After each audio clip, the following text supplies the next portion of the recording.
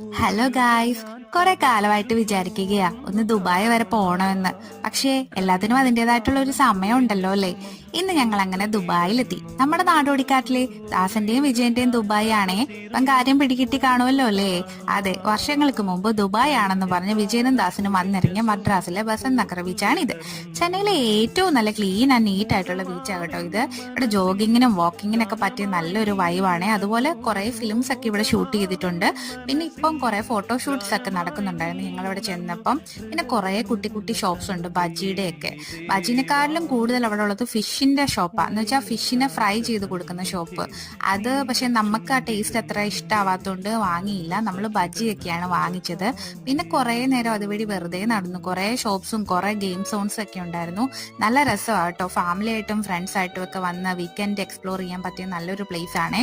അപ്പം ചെന്നൈയിലുള്ളവരാണ് ഉറപ്പായിട്ടും വരണം കേട്ടോ. വീഡിയോ ഇഷ്ടം